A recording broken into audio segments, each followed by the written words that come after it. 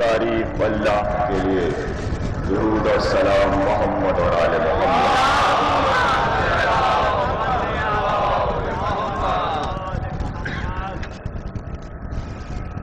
خانہ زہرا میں مجالس محرم 1460 ہجری 7ویں تقریب آپ حضرات سماعت فرما رہے ہیں۔ موضوع ہے یہاں کا قرآن اور عصمت فاطمہ زہرا۔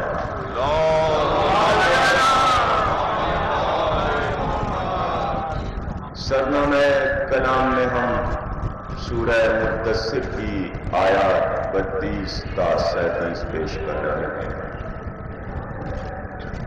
بسم اللہ الرحمن الرحیم۔ کلا والقمر واللیل اذ ادبرا والصبح اذا اسفرا انہا لإحدی الکبر نذیرا للبشر لمن شاء منکم ان یتقدم اور یتاخر۔ نہیں ہرگز نہیں، ہم کو چاند کی قسم، ہم کو جاتی ہوئی اندھیری رات کی قسم، ہم کو آتی ہوئی چمکدار اور روشن صبح کی قسم، ہم یہ قسمیں کھا کر بتا رہے ہیں کہ وہ ہماری ایک بڑی نشانی ہے، وہ آیت کبریٰ ہے، وہ حجت خدا ہے، وہ دنیا کو عذاب الہی سے ڈرانے والی ہے، وہ نذیر للبشر ہے۔ تو بس جس نے اس کی جانب قدم بڑھائے، جس نے اس کے ذکر سے مودت کی، جس نے اس سے محبت کی، ہم نے جنت اس کے لیے بنائی۔ جو اس کے ذکر سے بھاگا، جس نے اس کی طرف سے منہ موڑا، ہم نے دوزخ اس کے لیے بنائی۔ صلوات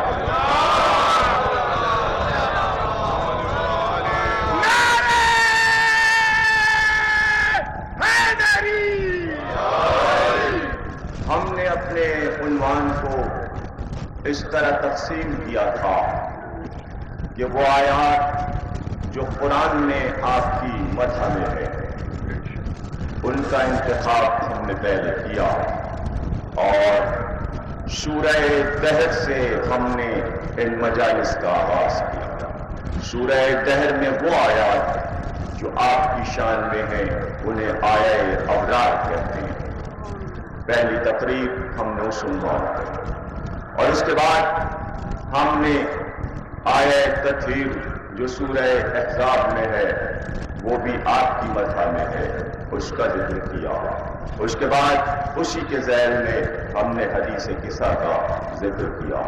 اس کے بعد سورہ آل عمران میں آیہ مباہلہ ہے، ایک روز ہم نے مباہلے کا ذکر کیا، اور وہ آیات جو کھلی ہوئی ہیں کہ پورے سورہ شہزادی کی مدح میں آ جائے، تو ہم نے سورہ رحمان کو عنوان بنا کر پوری ایک تقریر کی۔ سورہ رحمان زہرا کی مدح میں ہے، لیکن ہم نے اس موضوع میں اپنے بہت سے موضوعات کو ایک جگہ سمیٹ کر یہ بتایا کہ زہرا کا دادا عبداللہ کون تھا اور زہرا کی دادی آمنہ کون تھی، زہرا کی ماں خدیجہ کس خاندان سے تعلق رکھتی تھی، اور زہرا جس گھر میں بیاہ کر جانے والی ہیں فاطمہ بنت اسد اور ابو طالب کا ذکر کیا ہم نے۔ اور کل کی تقریر گزر گئی جس میں ہم نے یہ بتایا کہ زہرا کا شوہر کیسا تھا، اور زہرا کی زبان سے ہم نے ان کی مدح سنائی کہ بھرے دربار میں زہرا نے کیسے اپنے شوہر کے بارے میں مسلمانوں سے اقرار کروایا کہ اگر خندق کی لڑائی میں میرا شوہر نہ جاتا تو آج تمہیں یہ تخت و تاج کیسے ملتا۔ صلوات پڑھیے۔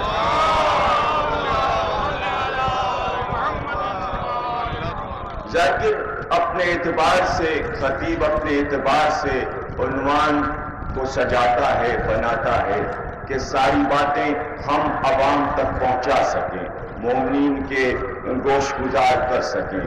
اب بے انتہا فرمائشیں پہلے بھی تھیں کہ ہم لڑائیاں سننا چاہتے ہیں، ہم خیبر و خندق، حنین، بدر و احد سننا چاہتے ہیں، لیکن جب ہم اپنا عنوان طے کر چکے تو ظاہر ہے کہ شہر میں جتنی بھی مجلسیں ہو رہی ہیں، آج سے نہیں جب سے ہو رہی ہیں، فضائل ہوتے ہی مولا کائنات پر۔ یہ تو ہم نے پہلی بار ایک عنوان کی بنیاد رکھی ہے کہ اس رخ سے بھی کربلا کو دیکھو، اگر باپ کے رخ سے دیکھو تو ماں کے رخ سے بھی دیکھو، اس لیے کہ وہ سلسلہ امامت کی طرف سے ہے، یہ نبوت کی طرف سے ہے، سمجھ رہے نا؟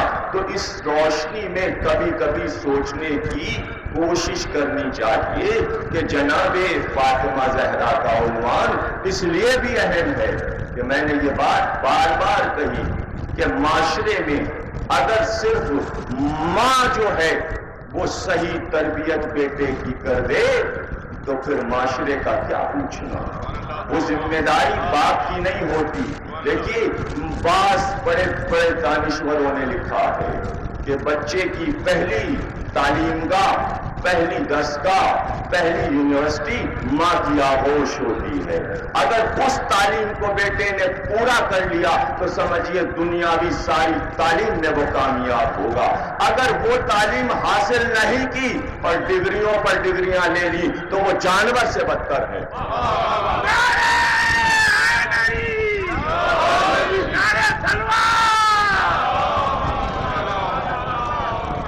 ہم کیا کریں؟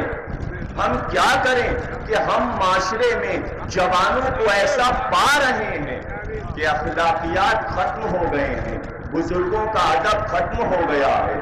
ہر جوان کے چہرے پر آپ شکن دیکھیں گے، جبیں جو ہے وہ اکڑی ہوئی، چہرے پر غرور کے آثار، جو ہم جانتے ہیں وہ تم نہیں جانتے۔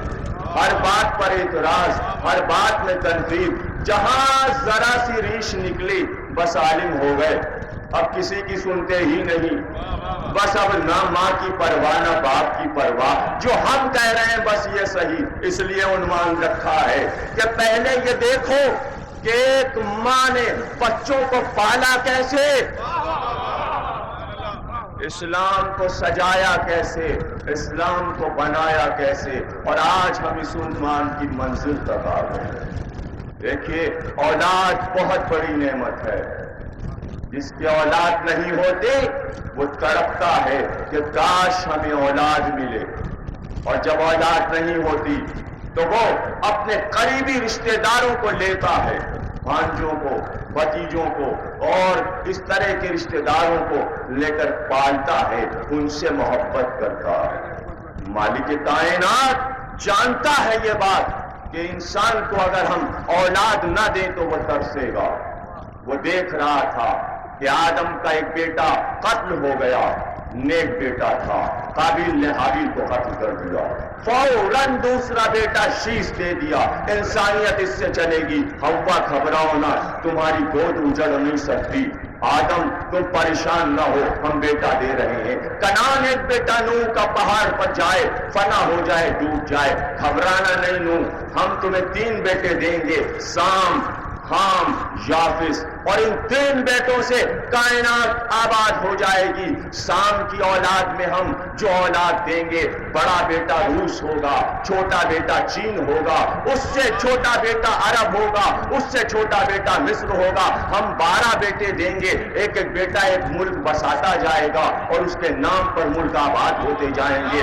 ہم حام کی نسل میں جو اولاد دیں گے، ایک بیٹے کا نام ہند ہوگا، ایک بیٹے کا نام سندھ ہوگا، اسی طرح ہم یافس کی اولاد میں بیٹے دیں گے اور ملک کے ملک بنتے جائیں گے، اور نوح کائنات کا ہر ملک تمہارے پوتوں کے نام پر پکارا جائے گا۔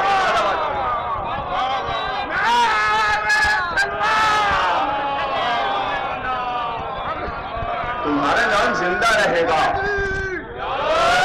تمہارا نام زندہ رہے گا، تمہاری کوئی امت تو نہیں رہے گی، اس لیے کہ برسوں گزر جائیں گے، امت کہاں سے کہاں پہنچے گی، اس کے بعد نہ معلوم کتنے مذہب آ جائیں گے، کتنی کتابیں، کتنے صحیفے آ جائیں گے، لیکن ہم تمہارا نام اس طرح زندہ رکھیں گے کہ ملکوں کے نام بدل نہیں سکتے، یہی نام رہیں گے، تو یہ تمہارے پوتوں کے نام پکارے جا رہے ہیں۔ اے ابراہیم تم ضعیف ہو گئے، 120 برس کی عمر ہے، ٹھیک ہے ہم اس بڑھاپے میں تمہیں بیٹا عطا کریں گے. ہاجرہ کی گود میں اسماعیل آئیں گے تو سارا کی گود آباد ہوگی، صاف آئیں گے. اب اولاد کا سلسلہ بڑھتا جائے گا.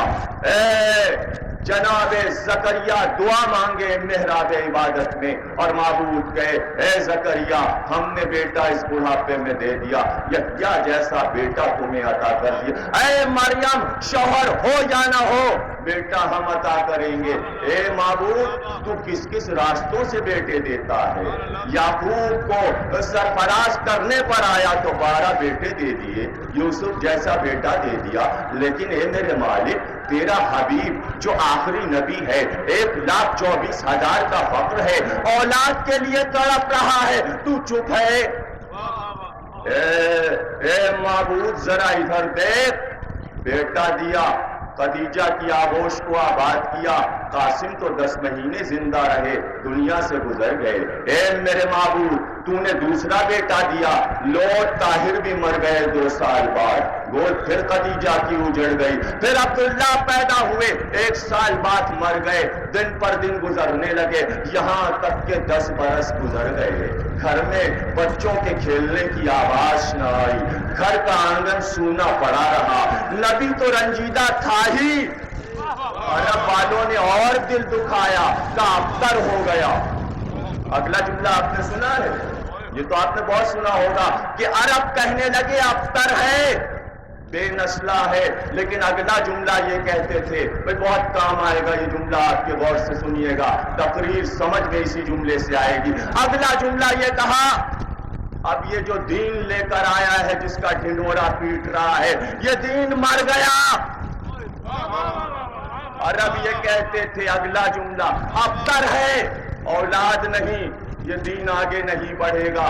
تو کم از کم عربوں نے یہ فیصلہ تو کر دیا کہ دین کوئی بھی اگر آگے بڑھانا ہو تو اولاد لازمی ہے.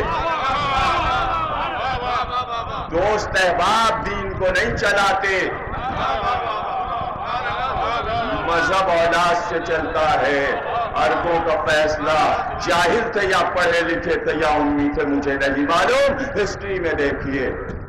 10 برس گزر گئے اور ایک طرف یہ چیلنج عرب والوں کا، ہماری فصاحت اور بلاغت، ہم کو ناز ہے، ہم عرب ہیں، سب عجم ہیں، ہم بول سکتے ہیں، سب گونگے ہیں. بڑا ناز تھا. تو مالک کائنات نے 2 اعتراضات کے جوابات ایک ساتھ عطا کر دیے اور اچانک یہ سورہ آیا. بسم اللہ الرحمن الرحیم. انا اعطیناک الکوثر فصل لربک وانحر ان شانئک هو الابتر. اے حبیب ہم نے کوثر دے دیا، بس نماز پڑھیے، سجدہ کیجئے، قربانی دیجئے، بے شک آپ کا دشمن ابتر ہے، آپ ابتر نہیں ہیں، آپ کا دشمن.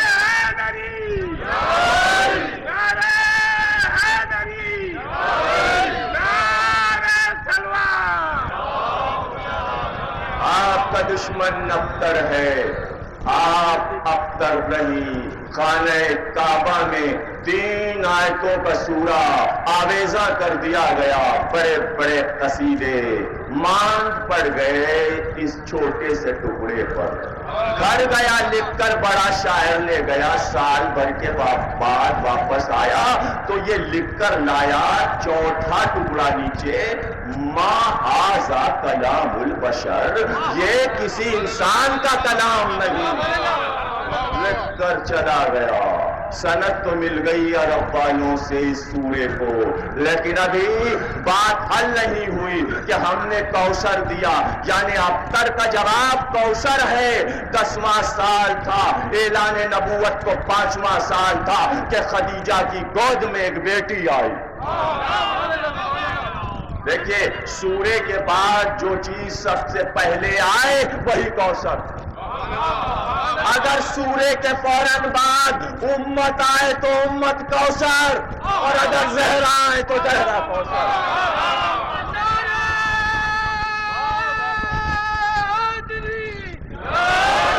امت تو نہیں آئی 5 سال میں، کتنے افراد ایمان لائے، انگلیوں پر گن لیجئے کون کون آیا ہے۔ تو سورے کے فوراً بعد جو چیز عطا ہو وہی کوثر ہے، لیکن کوثر نے خود فیصلہ کر دیا کہ دیکھیں بھائی 2 چیزیں ہیں فروع دین میں، 10 ہے نا فروع دین، معلوم ہے نا آپ کو، 6 نہیں ہے 10 ہیں، اور آخر میں کیا ہے؟ تولا اور تبرہ، 2 چیزیں۔ تبرہ کیا؟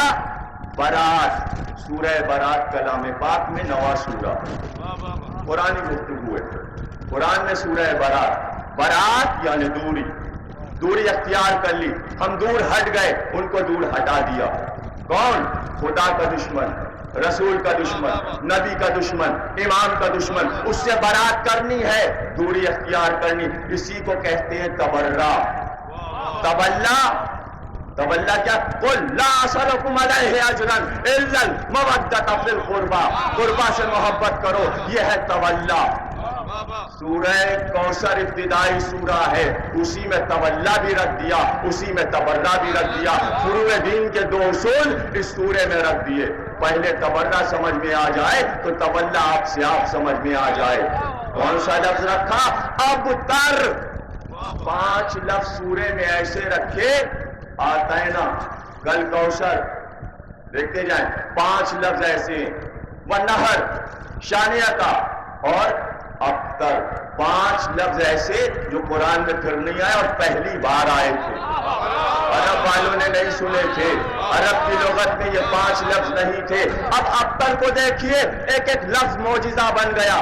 آتینا، آتینا کے معنی جو چیز ہم عطا کر دیں اسے واپس نہیں لیا کرتے، ہم واپس نہیں لیتے، اور کسی چیز کی جزا بھی نہیں ہے، خود سے عطا کیا ہے، اپنی مرضی سے دیا ہے، تم نے مانگا نہیں، ہم نے خود دے دیا۔ آتینا، عطا کر دیا، دے دیا، اور اسی طرح ابتر لفظ بھی معجزہ بن گیا۔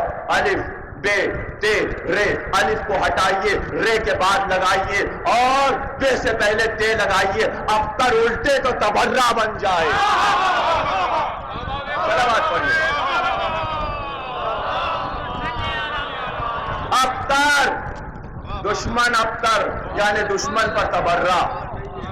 پلٹ کر دیکھیے تو جو ابتر ہے، ابتر کے معنی ہی تبرہ ہے، جو دم بریدہ ہو، جس کی نسل منقطع ہو چکی ہو، کٹ چکی ہو، معنی بہت ہیں لیکن کافی ہے یہ کہہ دینا کہ الف کو رے کے بعد لگا دیجئے، تو اب لا محالہ تولا کوثر ہے۔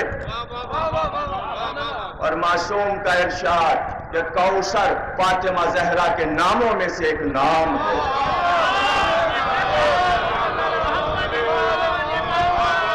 کوثر شہزادی کا نام ہے، اور اس پہ ذرا غور کیجئے، 10 برس گزر گئے عربوں کو کہتے کہتے، ابتر ہے، ابتر ہے۔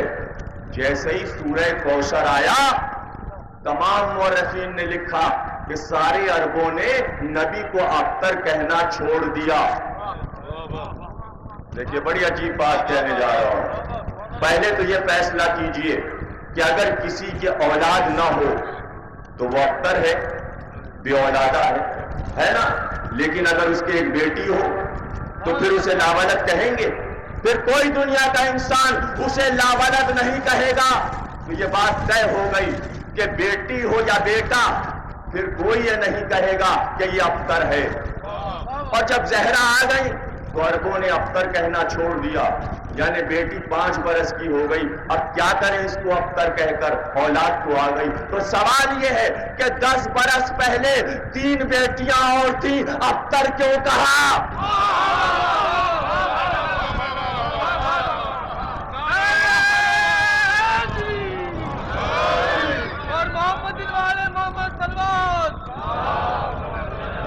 سورہ کوثر نے بتایا بیٹی کوئی نہیں تھی، کوثر ثبوت ہے کہ بیٹی ایک، ورنہ اسے ابتر نہ کہا جاتا۔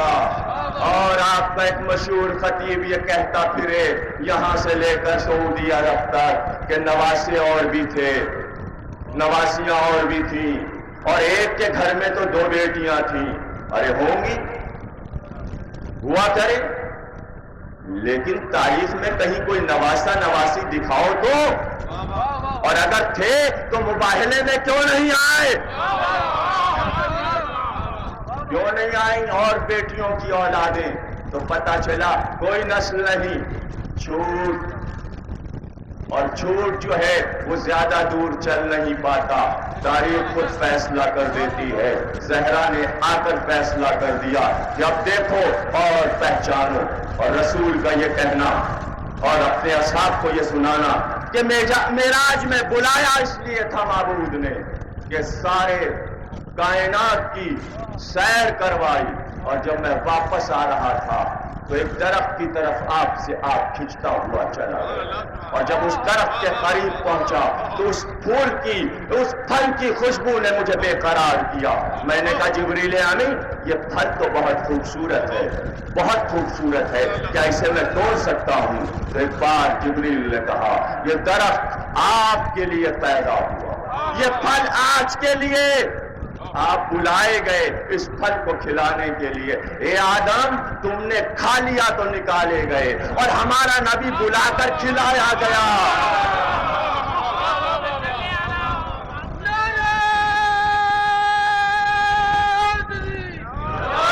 پتہ یہ چلا کہ اگر آدم خود سے نہ کھاتے، اس نے پروردگار سے کھاتے، تو فاطمہ جیسی بیٹی نبوت کو اسی وقت مل گئی ہوتی۔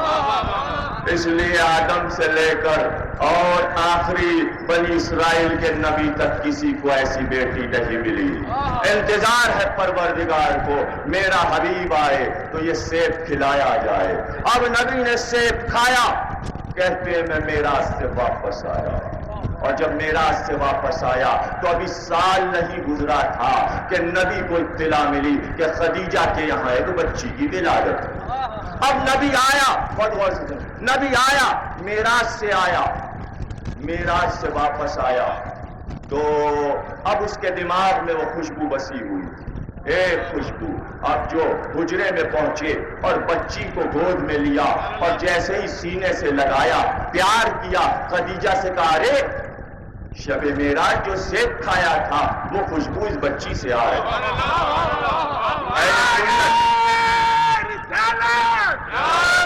اہل سنت والجماعت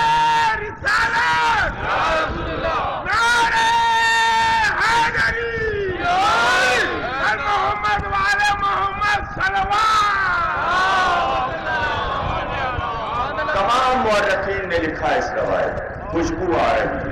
اب آپ کو پتا ہے کہ عالم یہ ہے رسول کا کہ نماز پڑھنے مسجد میں جائیں تو پہلے در زہرا پر سلام کریں، نماز پڑھ کر واپس آئیں تو در زہرا پر سلام کریں۔ 5 وقت یہ دستور بنا لیا، اور ایک وقت زہرا کے پاس جا کر بیٹھے، اور جب زہرا آئیں تو زلفوں پر اپنا منہ رکھ دیں، زہرا تجھ سے سیب جنت کی خوشبو آتی، اور علی کو سامنے بٹھائیں تو باتیں کرنے لگیں۔ تو معراج کی یادگاریں جو ہی تھیں، کیا معراج سے 2 چیزیں لائے تھے رسول، ایک خوشبو لائے، ایک کسی کا لہجہ سن کر آئے تھے، بہت گھبراتے تھے، وہ لہجہ سنوں، وہ خوشبو سونگوں، بار بار زہرا کے گھر پر کیوں جاتے تھے؟ ان کی عزت نہیں بڑھا رہے تھے، معراج پا رہے تھے۔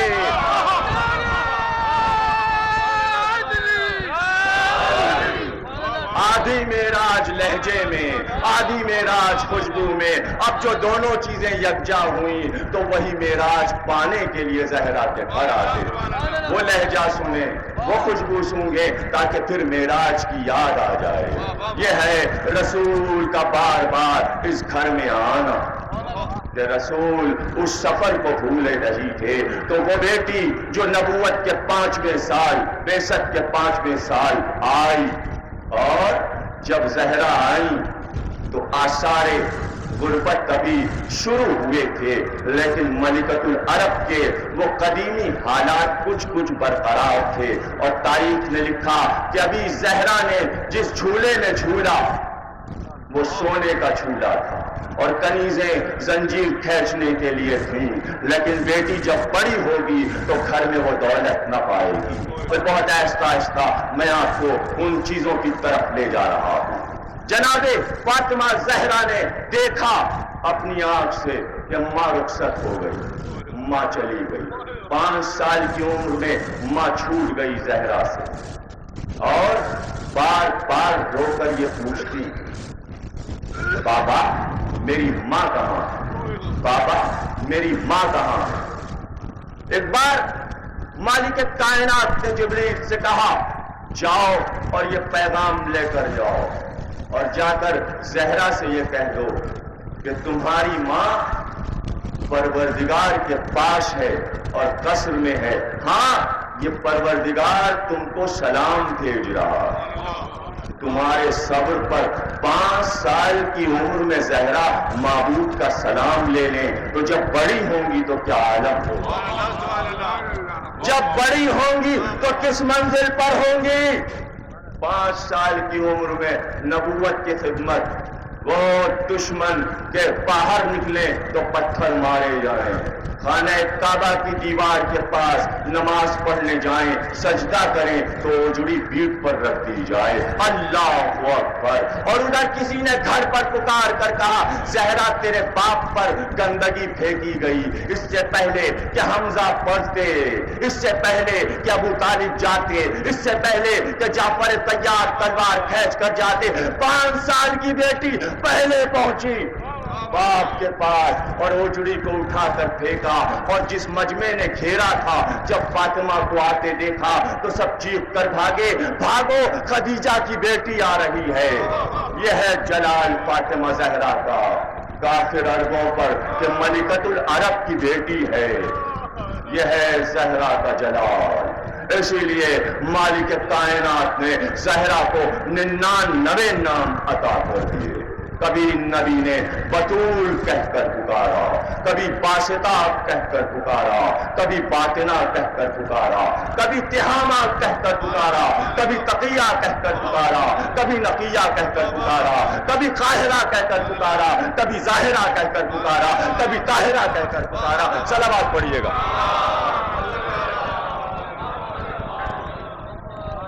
بطول ہے میری بیٹی، بطول عذرا ہے۔ بڑی عجیب بات ہے، آج سے کئی 100 سال پہلے اسلام نہیں آیا تھا، اسلام آنے سے 200 برس پہلے عیسائی مذہب پھیل چکا تھا ریڈ انڈینز امریکہ میں، عیسائی مذہب، اور ایک گرجا بنا ہوا ہے اور اس میں ایک راہب ہے اور اس کی ایک بیٹی راہبہ ہے، اور آنے والوں میں ان عورتوں کی تعداد زیادہ ہے جن کے یہاں اولاد نہیں ہوتی، وہ دعا مانگتی ہے، بار بار پریشان ہوتی ہے اور جاتی ہے صلیب کے آگے، لیکن اس کی دعاؤں میں اثر نظر نہیں آتا۔ ایک رات اس نے خواب دیکھا کہ ایک بی بی آئی ہیں اور وہ کہہ رہی ہیں کہ تیرے اس گرجا میں باہر جو باغات ہیں ان میں ایسے ایسے پھول لگے ہیں، ان پھولوں کو توڑ لے، وہ بوٹی توڑ کر ابال کر پانی میں ملا کر ان عورتوں کو پلا دے، ان کی یہاں ولادت ہوگی، ان کے یہاں بچہ ہوگا۔ تو اس نے بے اختیار کہا کہ آپ کا نام کیا ہے؟ کہا میرا نام طاہرہ ہے۔ صبح کو اٹھے، پھول توڑے، علاج شروع ہوا، کامیاب ہوا، اس نے اس بوٹی کا نام رکھا گل طاہرہ، اور بگڑ کر انگریزی میں گلتھیریا دوا بنی۔ ریڈر ڈائجسٹ چھپا مضمون، پھر اردو ڈائجسٹ اور سیارہ ڈائجسٹ میں اس کا ترجمہ ہوا اور چھپ کر بچ چکا ہے لاہور سے کہ یہ جناب فاطمہ کا معجزہ وہاں بی بی نے اسلام کو پہنچایا۔ اسلام آنے سے پہلے یہ ہے گھرانہ، پہلے اس گھرانے کو سمجھو۔ تم تو وہاں سے بات شروع کرتے ہو جس دن تم نے لا الہ کہا۔ 60 کی عمر ہو، 40 کی عمر ہو، 50 کی عمر ہو، اسی پر جھوم رہے ہو، اسی میں فضیلتیں نظر آ رہی۔ ارے ہم فضیلتیں کہاں سے دیکھتے ہیں؟ وہاں سے تلاش کرو کہ راہب آئے اور دیکھے چھوٹی چھوٹی بچیاں کھیل رہی ہیں، ایسے میں وہ دیکھے کہ ایک 5 سال کی بچی اپنے منہ پر اپنی چادر کو نقاب بنائے ہوئے، منہ کو چھپائے ہوئے کھڑی ہے۔ راہب بیٹھ گیا، بچیاں چلی گئیں. جب وہ بچی جانے لگی تو اس نے کہا بیٹی ایک سوال کرنا چاہتا ہوں. کہا کیا؟ کہ میں نے کبھی عرب میں یہ دستور نہیں دیکھا کہ کوئی اپنے منہ کو چھپا کر باہر آئے. کا پتہ نہیں کیا راہب جب گھر سے نکلتی ہوں میرا دل پکار کر کہتا ہے خدیجہ منہ چھپا کر باہر سے نکل. پردہ خدیجہ کی سنت ہے، اسلام بعد میں آیا. زہرا کی ماں کی عظمتیں، خدیجہ کو دیکھو، فاطمہ بنت اسد کو دیکھو، آمنہ کو دیکھو. ارے ان کی باتیں کیا کریں جن کی ماں کے نام بھی نہیں معلوم. صلوات پڑھیے. کیا باتیں کریں. یہاں نسلوں کے نام معلوم ہیں. بیٹی کا نام فاطمہ رکھ دیا تو زمانے کو بتا دیا کہ فاطمہ نام کیوں رکھا. فتم کے معنی ہے کٹ جانا اور فاطمہ کے معنی ہے کہ اپنی امت کو آتش جہنم سے بچانے والی. سب نے یہی ترجمہ کیا ہے. وہ بیوی جو آگ سے اپنی امت کو بچا لے گئی اس لیے فاطمہ کا نام فاطمہ پڑ گیا. یہ عجیب بات ہے کہ پورے شجرے میں جہاں نور نبوت چلا تو درمیان میں ہر دو بیویوں کے بعد جو بیوی آئی اس کا نام فاطمہ ہوگا. اور یہ فخر ابو طالب کے لیے ہو گیا. بس بہت غور سے سنیے. یہ فخر بس ابو طالب کے لیے ہو گیا. ابو طالب کی ماں کا نام فاطمہ مخزومیہ، عبد المطلب کی زوجہ عبداللہ کی ماں. ابو طالب کی ماں کا نام فاطمہ مخزومیہ. ابو طالب کی دادی کا نام فاطمہ. ابو طالب کی بیٹی کا نام فاطمہ. ابو طالب کی بیوی کا نام فاطمہ. ابو طالب کی بہو کا نام فاطمہ. ابو طالب کی پوتی کا نام فاطمہ. 7 پشتوں میں فاطمہ ہے. جب وہ محشر میں آئے گا تو اتنی فاطمہوں کے حلقے میں آئے گا. اور فاطمہ کے معنی ہے آتش سے بچا لینا، آگ سے بچا لینا.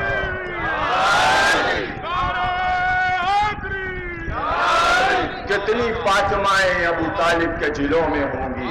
جدھر دیکھے گا ابو طالب فاطمہ نظر آئیں گی. زوجہ بھی فاطمہ، ماں بھی فاطمہ، بہو بھی فاطمہ، بیٹی بھی فاطمہ، پوتیاں بھی فاطمہ. فاطمہ صغریٰ، فاطمہ کبریٰ. اور بطول جو سارے زمانے سے کٹ کر اپنے معبود کی ہو گئی.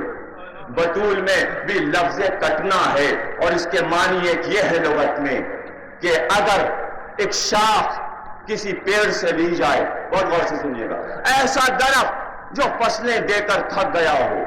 ہندوستان سے جو پرانے لوگ ہیں وہ واقف ہوں گے کہ آم کے باغات جب لگتے ہیں کلمی آموں کے تو وہ درخت جو بوڑھا ہو جائے اور پھل دینا چھوڑ دے تو یہ کرتے ہیں کہ اس کی ایک شاخ کاٹتے ہیں اور زمین میں لگاتے ہیں، گملے میں لگاتے ہیں. جب وہ ہری بھری ہونے لگتی ہے تو اس کو وہاں سے نکال کر درخت میں پیوند کاری کرتے ہیں، مٹی سے اس کو پھر تنے میں جوڑ دیتے ہیں.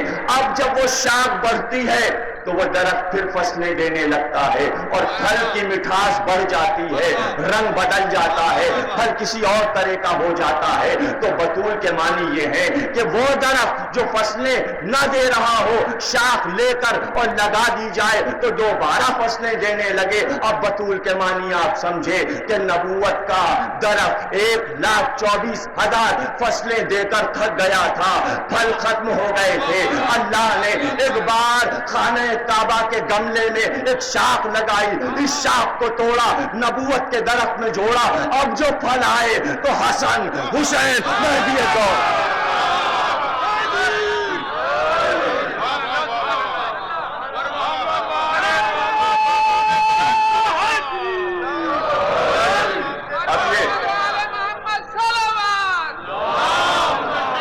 اب یہ دوسری بات ہے کہ گملے میں شاخ لگے تو شاخ اتنی مضبوط تھی کہ گملہ چٹک گیا بیچ سے، گملہ چٹک گیا. اور اب جو شاخ نکلی اور درخت لگا تو ایسے پھل آئے کہ آج تک پھل ہی پھل. کشجرۃ طیبۃ کلمۃ طیبۃ. کلمہ طیبہ کی مثال شجرہ طیبہ کی مثال ہے کہ اس کی شاخیں آسمان سے باتیں کر رہی ہیں. سورہ ابراہیم سے یہ آیت پڑھی میں نے، اور سورہ ابراہیم میں ہونا چاہیے تھا اس آیت کو۔ شجرہ وہاں سے شروع ہوا اور زہرا کا شجرہ تک جاری ہے۔ زہرا، چھٹے امام سے پوچھا گیا زہرا کے کیا معنی؟ بہت غور سے سنیے گا، زہرا کے کیا معنی؟ آپ نے فرمایا کہ زہرا نام اس لیے پڑ گیا کہ صبح کو، زہرا کے معنی ہے روشن، چمکدار، کھلتا ہوا پھول، اور زہرا سے ازہر ہے، اسی لیے جامعہ ازہر مصر یونیورسٹی کا نام ہے، چمکدار، روشن۔ زہرا، چھٹے امام فرماتے ہیں کہ جب صبح کی نماز پڑھنے کے لیے کھڑی ہوتی تھی تو ایک نور ساطع ہوتا زہرا کے گھر سے اور مدینے کی تمام عمارتوں پر چھا جاتا، اور جب ظہرین کی نماز پڑھتی تو زرد رنگ کا نور ساری عمارتوں پر چھا جاتا، اور جب مغربین کے لیے کھڑی ہوتی تو سرخ نور ساطع ہوتا تھا۔ گھبرا کر لوگ آتے اور کہتے یا رسول اللہ یہ نور کیسا ہے جو مدینے میں پھیل رہا ہے؟ تو مسکرا کر کہتے محراب عبادت میں میری بیٹی کھڑی ہوئی۔ غور کیا آپ نے؟ علی نے نماز پڑھی، نور نہیں پھیلا، حسن نے نماز پڑھی، نور نہیں پھیلا، حسین نے نماز پڑھی، نور نہیں پھیلا، خود رسول نے نماز پڑھی، نور نہیں پھیلا۔ یہ جزو رسالت ہیں۔ علی کی نماز دنیا نے دیکھی، حسین کی نماز دنیا نے دیکھی، رسول کی نماز دنیا نے دیکھی۔ اگر فاطمہ کی نماز دنیا نہ دیکھتی تو کیسے پتا چلتا کہ بی بی کتنی عبادت گزار ہے؟ اور بی بی کو کوئی دیکھ نہیں سکتا، نور نے آ کر بتایا یہ ہے نماز کی شان، یہ ہے زہرا کی نماز کی شان۔ یہ دیکھو کہ بی بی نماز پڑھ رہی ہے اور نور عمارتوں پر پھیل رہا ہے، یہ ہے زہرا کی عبادت کی شان۔ اب کہاں تک میں ناموں کی تشریح کرتا جاؤں؟ کیا کہنا جناب فاطمہ زہرا کے ناموں کا، کہ محی الدین عربی کا یہ کہنا کہ حوائے عالم عقلی ہے زہرا، دنیائے عقل کی جناب حوا ہیں، حجت اللہ ہیں، ولی اللہ ہیں، محدثہ ہیں۔ محدثہ کے معنی، محدث اس کو کہتے ہیں جس سے فرشتوں نے باتیں کی ہوں۔ محدثہ نام اس لیے ہوا کہ فرشتوں نے زہرا سے باتیں کی ہیں۔ جھولا جھولانے آئے فرشتے، چکی پیسنے آئے تو فاطمہ سے باتیں ہوتی تھیں، اور وہ باتیں جو ہوئیں زہرا نے اس کو لکھا، ملک نے جو کچھ بتایا زہرا نے اسے لکھا، اسی کو کہتے ہیں صحیفہ فاطمہ۔ دیکھیے اس غلط فہمی کو دور کر لیجئے، 40 پاروں کا قرآن نہیں ہے، یہ کسی نے نہیں لکھا کہ شیعوں کا قرآن 40 پاروں کا ہے۔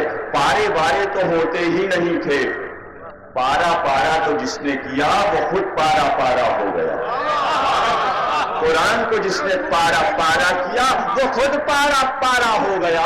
لیکن عرب کا قرآن آج بھی ملتا ہے، اور جو حج کرنے جاتے ہیں ان کو تحفے میں دیا جاتا ہے۔ عرب کا قرآن اٹھا کر دیکھیے، سعودی عرب والے پاروں کو نہیں مانتے، رکوع کو نہیں مانتے، اس میں کہیں درج نہیں ہے کہ یہ پہلا پارا ہے دوسرا پارا ہے۔ یہ پارا پارا ایک بالکل الگ چیز ہے۔ اس وقت پارے پارے نہیں تھے جب علی نے قرآن کو ترتیب دیا، تو اس وقت جب قرآن کو ترتیب دیا تو حاشیوں پر تفسیر قرآن لکھنے کے لیے علی کو صحیفہ فاطمہ سے مدد لینی پڑی، اور صحیفہ فاطمہ اس قرآن میں شامل ہے جو امام زمانہ کے پاس ہے۔ اور بار بار ہر امام نے فخر کیا اس بات پر کہ ہمارے پاس صحیفہ فاطمہ ہے، اور قیامت تک ہونے والی تمام باتیں اس میں درج ہیں۔ یہ ہے زہرا کا علم، اس لیے ام علوم آپ کی کنیت قرار پائی۔ وہ بیوی جو جزو رسالت ہے، اور یہ بیوی سیرت میں کامل جس کو نسانہ کا لقب دیا جائے، وہ بیوی جو کامل عورت ہے، بیٹی بھی ہے، بیوی بھی ہے، اور ماں بھی ہے۔ ماں بن کر دکھایا تو اس طرح ماں بن کر دکھایا کہ بیٹوں کی تربیت اس طرح کی کہ کائنات حیران رہ گئی۔ ایک تو شیر میں اثر تھا ہی، دودھ میں اثر تھا ہی، اور غلط روایتیں جو اکثر کتابوں میں آ جاتی ہیں میں اس کی بھی تصحیح کر دیا کرتا ہوں۔ آپ نے دیکھا ہوگا کہ یہ روایت امام حسن اور امام حسین کی سوانح حیات میں اکثر چھپ جاتی ہے کہ رسول نے کہا کہ بیٹی جب یہ بچہ پیدا ہونے والا ہو اور جب پیدا ہو جائے تو میرا انتظار کرنا جب تک میں نہ آ جاؤں نہ پلانا. لیکن جب واپس آئے تو زہرا دودھ پلا چکی تھی حسن کو. تو آپ نے کہا دودھ پلا دیا؟ کہاں دودھ پلا دیا. کہا بس اب یہ لڑ نہیں سکتا، اس سے شجاعت ختم ہو گئی، اس کی نسل ختم ہو گئی. اور جب حسین پیدا ہوئے تو کہا بیٹی جب تک میں نہ آ جاؤں دودھ نہ پلانا. تو جناب سیدہ کہتی ہیں میں نے بابا کا انتظار کیا، اور جب وہ آ گئے تو پوچھا دودھ تو نہیں پلایا؟ میں نے کہا نہیں. تو کہا اچھا لاؤ. بچہ آیا تو زبان اپنی حسین کے منہ میں دے دی اور کہا اب اس سے نسل بھی جاری ہوگی اور یہ لڑ بھی سکے گا. مجھے اس روایت پر یقین نہیں، مجھے اس روایت پہ یقین نہیں، مجھے یہ روایت پسند نہیں. اس لیے کہ ثبوت دوں گا میں آپ کو، ثبوت دوں گا میں. نسل حسن کی بھی جاری ہوئی، نسل حسین کی بھی جاری ہوئی. جنگ حسن نے بھی کی، جنگ حسین نے بھی کی. دونوں شجاعت میں برابر ہیں، دونوں نسل میں برابر ہیں. امام کی نسل کبھی منقطع نہیں ہوتی. یاد رکھیے گا.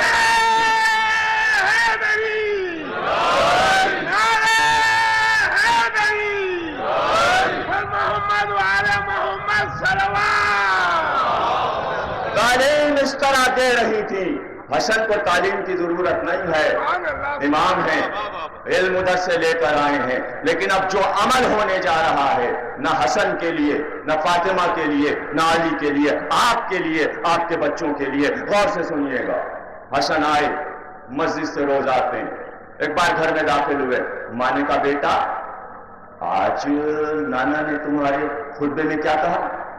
فصاحت اور بلاغت کے ساتھ 5 سال کے بیٹے نے بسم اللہ سے لے کر آخری جملے تک لفظ با لفظ اسی لہجے میں پورا خطبہ سنایا، پورا خطبہ سنایا.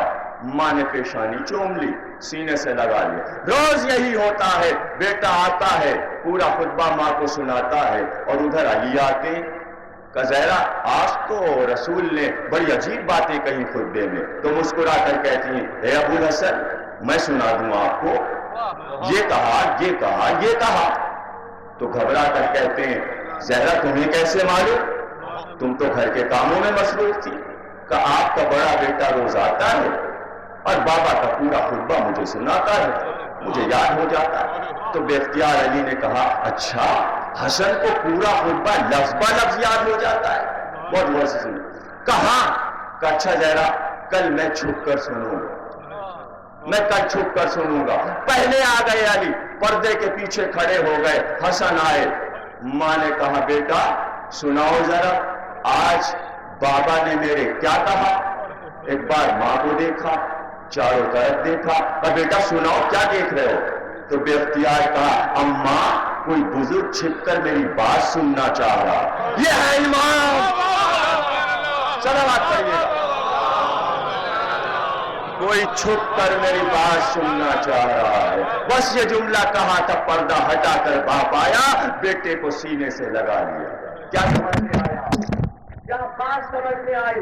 بات یہ سمجھ میں آئی کہ حسن محتاج نہیں، فاطمہ محتاج نہیں. علم نسبت سے کہاں تک آواز پہنچ سکتی ہے، گھر سے دروازہ کتنی دور ہے. کیا مشکل ہے پردے کے پاس کھڑی ہو تو بابا کی تقریر سنے. اور کیا ضرورت ہے کہ علی آ کر چھپ کر بیٹے کی تقریر سنے. ماں نے بتایا کہ اے دنیا کی ماؤں، بیٹے جب گھر سے باہر جائیں اور واپس آئیں تو پوچھنا ضروری ہے کہاں سے آئے، کیا کر کے آئے، کیا لائے. ایسے ہوتی ہے پرورش. اور جس ماں نے اپنے بیٹے سے نہیں پوچھا بس سمجھ لو کہ بیٹا کیسا نکلے گا. یہ ہے بنیاد تعلیم و تربیت کی. ماؤں نے پوچھنا چھوڑ دیا. بیٹے ذرا سے بڑے ہوئے، گاڑی سنبھالی تو تفریح کرتے ہوئے بس تاریخ روڈ تک پہنچے اور واپس آئے. اب ماں کیا پوچھے اور بیٹا کیا بتائے. جیسی اولاد نکلے گی آپ دیکھ رہے ہیں. کیا عالم ہے قوم کا، جوان کدھر جا رہے ہیں. بس ہم ان جوانوں کو سمجھا کر تھک چکے، اس لیے ماؤں کی طرف رخ کیا ہے. اس لیے زہرا کا حال سنا. ہمیں جوانوں سے بات نہیں کرنی، ہم منہ نہیں لگائیں گے جوانوں کو، اس قابل نہیں. کہ ان کو منہ لگایا جائے کہ تم کیا کر رہے ہو. جب بدتمیز ہو جائے کوئی تو منہ نہیں لگاتے. شیطان بدتمیز ہوا تو بزم سے نکالا گیا، اور جب قلم اور کاغذ نہ دینے پر بدتمیزی کی تو بزم رسول سے نکالے گئے. ہم نے بھی اپنی علمی مجلس سے خارج کیا، لیکن سدھاریں گے تو ماؤں سے کہہ کر تمہیں ٹھیک کرائیں گے. اور اگر یہ نسل ٹھیک نہ ہوگی تو آنے والی جو مائیں ہیں وہ ان تقریروں کو سن کر ضرور کوشش کریں گی کہ ہمارے بیٹے حسن اور حسین جیسے بن جائیں. اور جس کے بیٹے حسن اور حسین جیسے بن گئے اس نے گویا تاسیہ فاطمہ زہرا کی اور اپنے بیٹوں کو پروان چڑھایا، اس تعلیم پر پروان چڑھایا. اللہ اکبر. اس طرح تعلیم دی کہ جمل کا میدان تھا اور 25,000 کا لشکر اور تیروں کی بارش علی کے لشکر پر.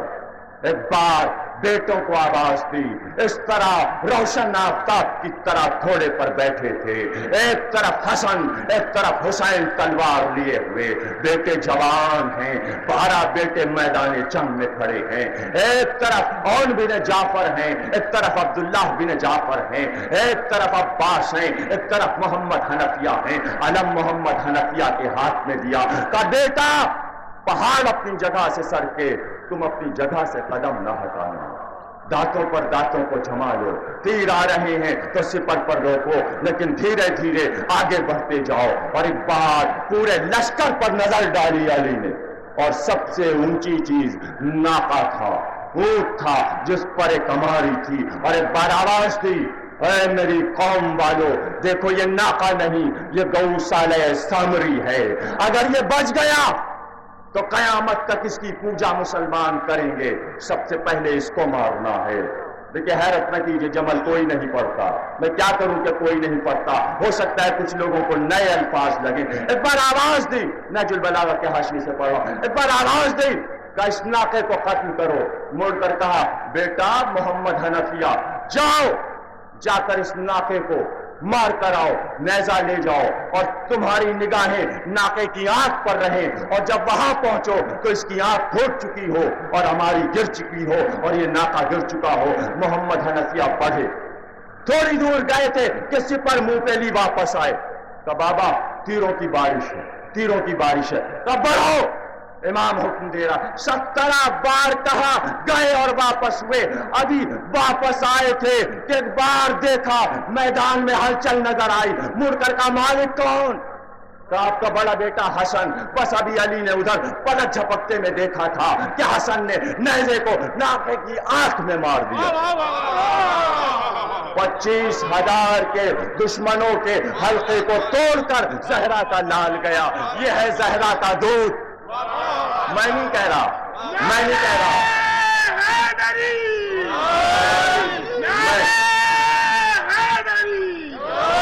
میں نہیں کہہ رہا.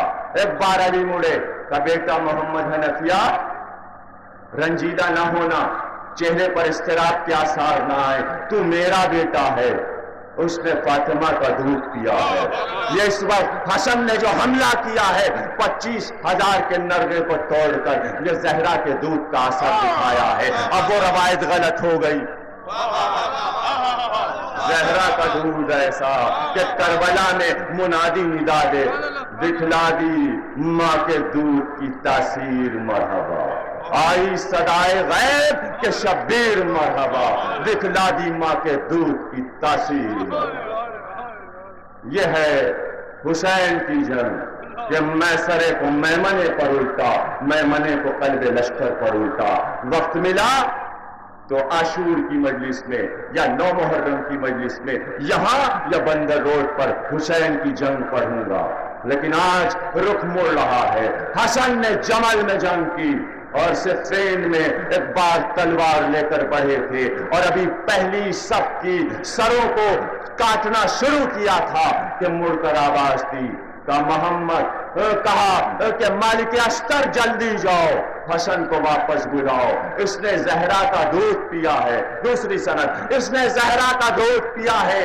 اگر اس نے تلوار چلانا شروع کی تو میدان جنگ کا نقشہ بدل جائے گا.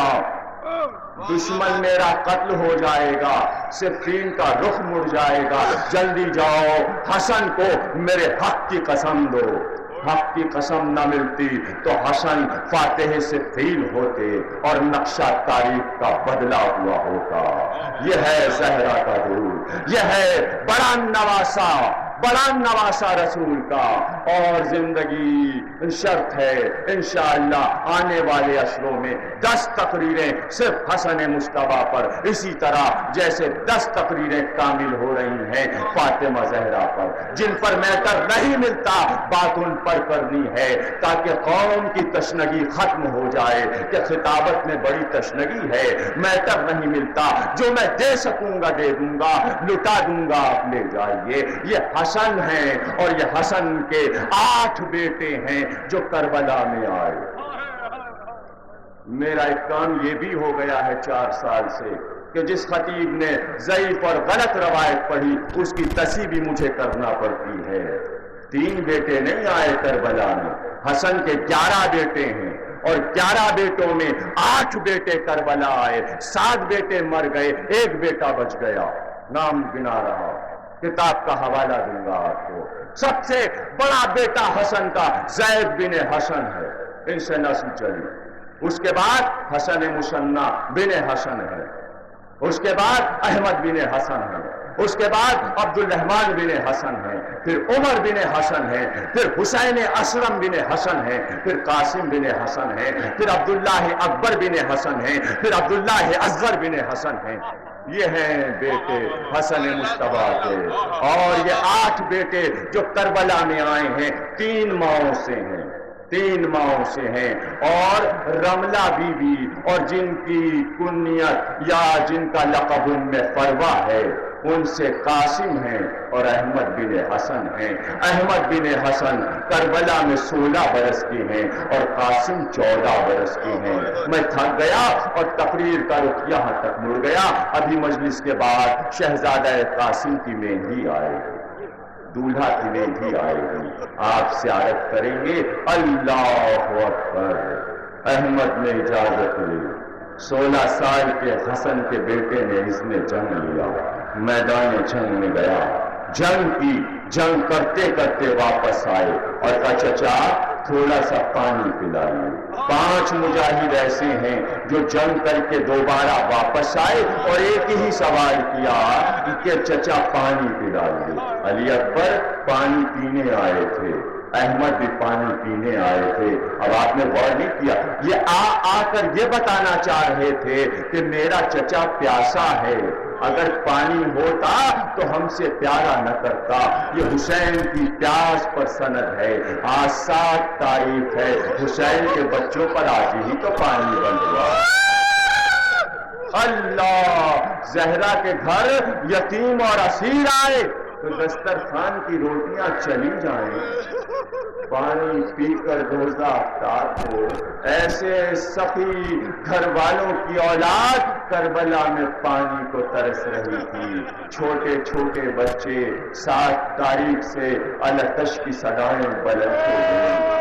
حسین کے بچے پیاسے ہیں، زمانے میں آگ لگ گئی، حسین کا گھرانہ پیاسا تھا، حسین کا گھرانہ نہر القمہ کے کنارے پیاسا تھا، لہریں بہ رہی تھیں، موجیں بہ رہی تھیں، جانور پانی پی رہے تھے، بچے تڑپ رہے تھے، علی اکبر جھولے میں تڑپ رہے تھے، اور ان پیاسوں نے وہ جنگ کی کہ کربلا کی گیتی کو ہلا دیا۔ لشکر نے کہا تھا کہ منفردہ جنگ ہوگی یا مغلوبہ جنگ ہوگی، حسین نے کہا مغلوبہ پسند کرو تو ایک ساتھ حملہ کریں، لیکن دشمن نے دیکھا کہ مغلوبہ جنگ میں ہم ہار جائیں گے، کہا ایک ایک آئے۔ اچھا تمہیں یہی منظور ہے تو ہم کو بھی منظور ہے۔ زینب کے لاڈلے گئے، مسلم کے پیارے گئے، یہ بچے لڑ رہے تھے، اب قاسم کی باری تھی، لیکن جب ہتھیار سجا کر، زرہ پہن کر اور ہتھیار کمر میں لگائے ہوئے چچا کے پاس گئے تو بے اختیار کا چچا میدان جنگ کی اجازت دیجیے، میں آپ کی نصرت کرنا چاہتا ہوں، تو چہرے کو دیکھ کر کا قاسم تم میرے مرحوم بھائی کی نشانی ہو، تمہیں دیکھتا ہوں تو میرا بھائی یاد آ جاتا ہے۔ قاسم میں تم کو کیسے جانے دوں، قاسم میں تم کو کیسے اذن دوں۔ بہت اداس ہو گئے، سر کو جھکا کر خیمے میں آئے، ایک گوشے میں بیٹھ گئے۔ ماں آئی، ام فروا نے دیکھا کہ میرے لال اتنے اداس کیوں ہو، آج لڑائی کا روز ہے، تم خیمے میں کیوں آ کر بیٹھ گئے؟ کہا ماں صبح سے کئی بار اذن مانگا مگر چچا اذن جہاد نہیں دیتے۔ کچھ دیر سوچا، سوچ کر کہا ام فروا نے، بیٹا تیرے باپ نے دنیا سے جاتے وقت تیرے بازو پر ایک تعویذ باندھا تھا اور کہا تھا ام فروا اگر کوئی ایسا دن آئے کہ جو بڑی مصیبت کا دن آئے تو اس بچے کے بازو سے تعویذ کھول کر پڑھ لینا۔ اے قاسم آج سے بڑا مصیبت کا دن اب آل محمد پر کون سا آئے گا؟ زہرا کے گھرانے پر اس سے زیادہ مصیبت کا دن کیسے آئے گا؟ تعویذ کو کھولو۔ تعویذ کھولا گیا، اس میں لکھا تھا میرے لال عاشور کے دن حشر نہیں ہوگا، حسین نرغہ اعداء میں گر جائے گا۔ میرے قاسم میری نمائندگی کرنا اور میری طرف سے اپنی جان کو چچا کی جان پر سے قربان کر دینا۔ خوش خوش آئے، چچا کے سامنے تحریر رکھ دی اور کہا چچا اس تحریر کو دیکھیے، بابا کی تحریر ہے۔ حسین نے تحریر کو دیکھا، آنکھوں سے لگایا، بوسہ دیا، سر پر رکھا اور روتے روتے بے ہوش ہو گئے۔ اب قاسم نے کیا کیا کہ ایک بار گلے میں باہیں ڈال دی، حسین کو ہوش میں لائے اور بے اختیار گھٹنوں کے بل بیٹھ گئے زمین پر اور حسین کے ہاتھوں کو چومنا شروع کیا، کبھی پیروں کو چومنا شروع کیا اور ہر بار کہتے تھے چچا مجھے جانے دیجئے، چچا مجھے اجازت دیجئے۔ کیا کرتے؟ کھڑے ہوئے، قاسم کو سینے سے لگایا، ہاتھ کو تھاما اور خیمے میں لے کر آئے۔ ادھر زینب در پر کھڑی تھی، ادھر بہنیں در پر کھڑی تھی، ادھر بیوہ ماں کھڑی تھی۔ ایک بار اپنے ہاتھ سے امامے کے تیز سر پر باندھنا شروع کیے، لیکن ابھی تک کسی شہید کے سر پر اس طرح امامہ نہیں باندھا۔ امامے کے دونوں سرے شملے بنا کر کاندھوں پر لٹکا دیے۔ ہاں عرب کی عورتوں کو معلوم ہے کہ ایسا امامہ کس کے باندھا جاتا ہے۔ عرب والے جانتے تھے کہ جب کسی کو دولہا بناتے تھے تو شملے لٹکائے جاتے تھے، لیکن دولہا کو بنا دیا۔ ایک بار دوسرا کام یہ کیا کہ کرتے کے گریبان کو پھاڑ دیا۔ زینب آگے بڑھی کہ کسی شہید کے گریبان کو نہیں پھاڑا۔ یہ کیا کیا بھیا؟ کہ اس لیے پھاڑا ہے کہ گریبان پھٹنا یتیم کی نشانی ہوتی ہے۔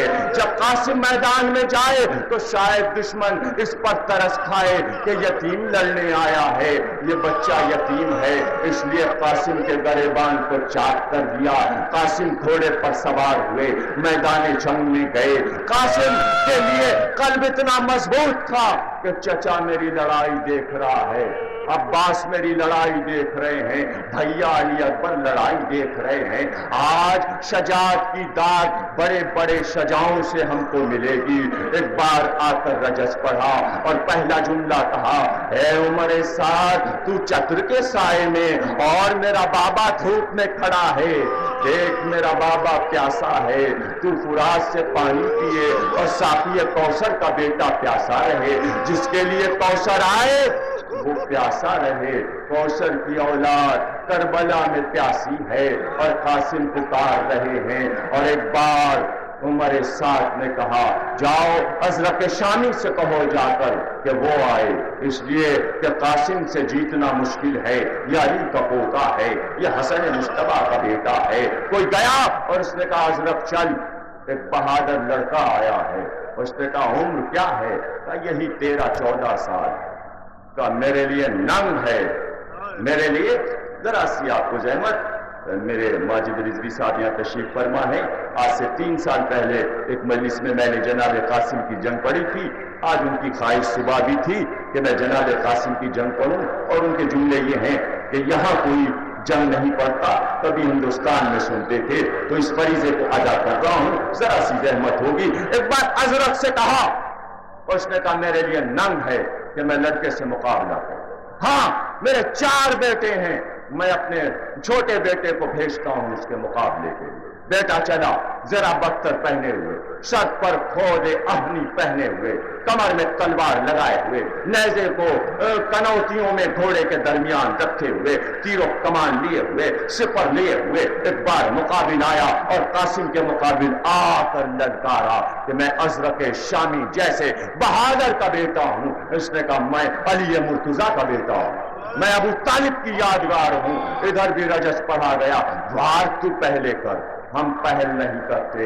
اس نے وار کیا، ابھی پہلا وار تھا جو قاسم کے سر پر آ رہا تھا۔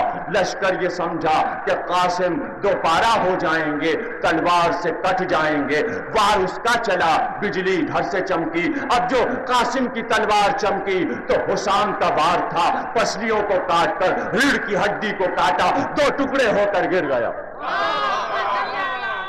غور سے دیکھے، دو ٹکڑے ہو کر گرا، اور یہ رجس پر رجس پڑ رہے، بھاگے سارے دشمن۔ حضرت تیرا بیٹا مارا گیا۔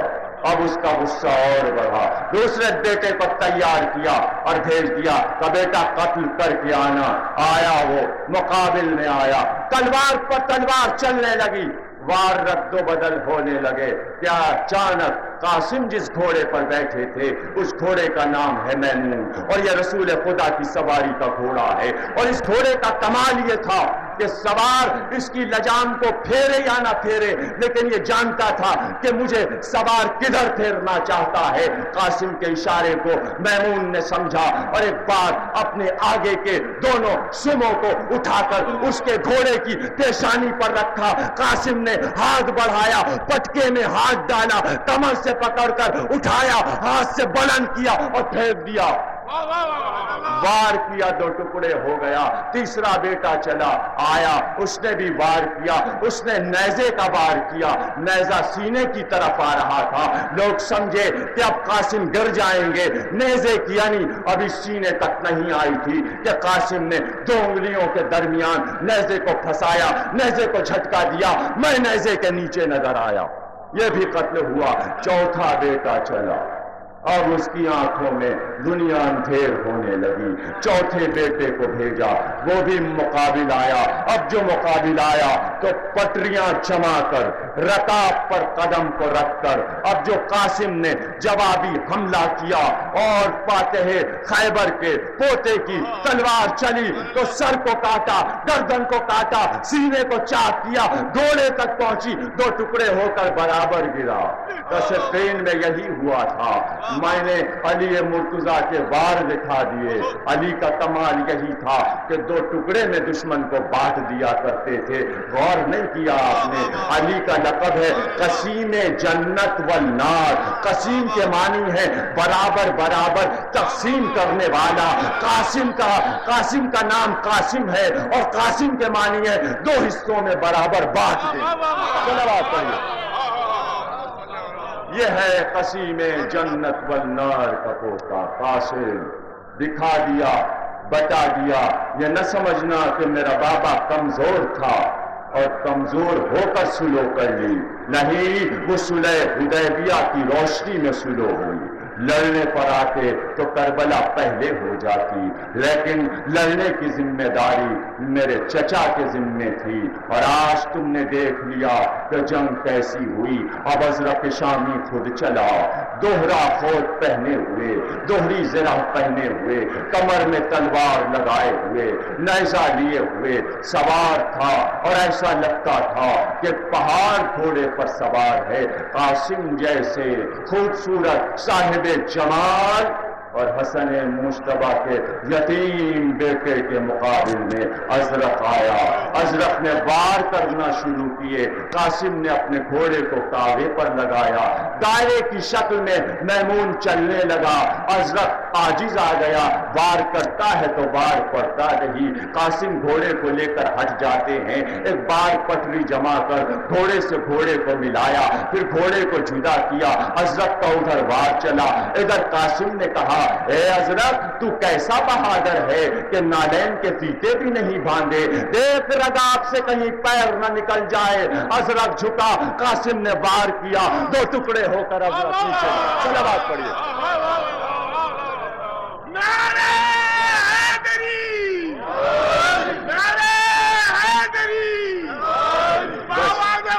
جلوہ